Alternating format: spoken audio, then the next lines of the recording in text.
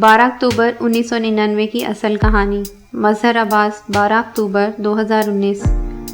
سابق سیکرٹری دفاع general retired Iftikhar, سابق صدر جنرل ریٹائرڈ پرویز مشرف کی برطرفی اور جنرل ضیاء الدین بٹ کی بحیثیت آرمی چیف کی تقرری کا نوٹیفیکیشن جاری کرنے کے لیے وزارت دفاع جا رہے تھے کہ انہیں فون آیا کہ وہاں نہ جائیں، فوج آ گئی ہے، آپ جنرل عزیز کے پاس تشریف لے آئیں۔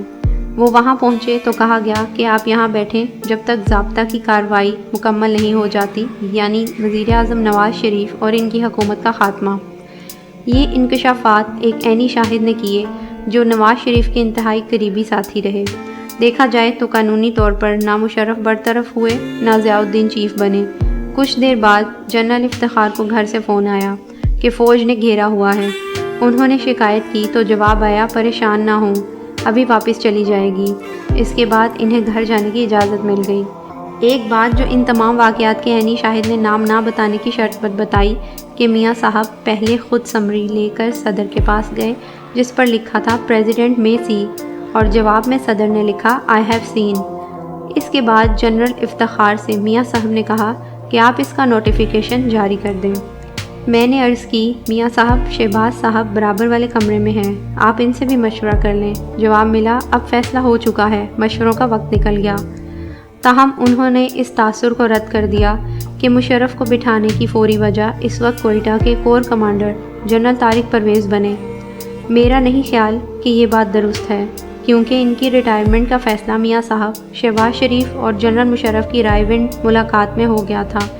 گو کہ جنرل صاحب وہاں تعزیت کے لیے گئے تھے، مگر بات چیت کے دوران شہباز صاحب نے جنرل صاحب سے درخواست کی کہ طارق والی بات کر لیں۔ میاں صاحب نے پوچھا کیا ہوا؟ سر میں چاہتا ہوں طارق کو ریٹائر کر دیا جائے، اس کی کچھ سرگرمیاں ادارے کے لیے نقصان دہ ہیں۔ جواب آیا مجھے کوئی اعتراض نہیں، آپ سمری بھیج دیں۔ غالباً 9 اکتوبر کو فیصلہ ہو گیا تھا کہ جنرل طارق 13 اکتوبر کو ریٹائر ہو جائیں گے۔ اسی دن ایک خبر ان کی وزیر اعظم سے ملاقات کی چھپ گئی، جبکہ حقیقت یہ ہے کہ ملاقات ہوئی نہیں تھی۔ البتہ وزیر اعظم کو ملاقات کی درخواست ملی تھی۔ وزیر اعظم نے خبر پر ناراضی کا اظہار کیا اور ISPR کو ہدایت کی کہ اس کی فوری تردید جاری کی جائے۔ 12 اکتوبر کی صبح ان کی پہلی ملاقات سابق وفاقی وزیر اور جنرل طارق کے بھائی نادر پرویز سے ہوئی۔ نادر نے وزیر اعظم سے درخواست کی کہ طارق کل ریٹائر ہو رہا ہے، اگر ہو سکے تو آج اس سے مل لیں، آپ کے پاس درخواست پڑی ہوئی ہے۔ جنرل مشرف جو اس دن سری لنکا میں تھے نے جانے سے پہلے وزیر اعظم سے درخواست کی تھی کہ وہ اپنی اہلیہ کو بھی لے جانا چاہتے ہیں۔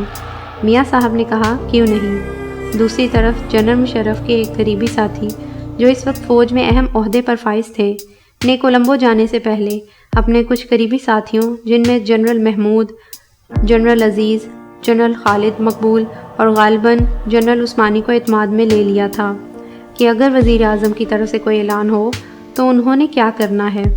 دوسری طرف ISI کے سابق چیف جنرل ضیاء الدین کو اندازہ نہیں تھا کہ فوج مشرف کے ساتھ کھڑی ہے۔ کم سے کم اس دن جو ہوا اس سے تو یہی لگتا ہے۔ جب PTV پر اعلان ہوا تو شہباز اور چودھری نثار حیران تھے کہ میاں صاحب نے یہ کیا کر دیا، اور وہ بھی بغیر مشاورت کے۔ میاں صاحب کو جب یہ پتہ چلا کہ فوج کی اعلیٰ قیادت نے فیصلہ ماننے سے انکار کر دیا ہے تو انہوں نے ضیاء الدین سے کہا کہ آپ کی کمان اور اتھارٹی کدھر ہے؟ ان کی حکومت مشرف کا جہاز کراچی میں لینڈ کرنے سے پہلے ہی ختم ہو گئی تھی۔ جنرل مشرف کا تقرر شہباز اور چودھری نثار علی خان کی سفارش پر ہوا تھا، جنہوں نے مری میں ملاقات کے بعد میاں صاحب کو مثبت رپورٹ دی کہ یہ جنرل علی قلی خان کے مقابلے میں بہتر بھی ہے اور کمزور بھی۔ یہ وہی غلطی ثابت ہوئی جو بھٹو صاحب نے جنرل ضیاء الحق کے تقرر کے موقع پر کی تھی، مگر تقرر کے چند ماہ بعد ہی کچھ ملاقاتوں سے میاں صاحب کو اندازہ ہو گیا کہ ویسا نہیں ہے جیسا وہ سمجھ رہے تھے۔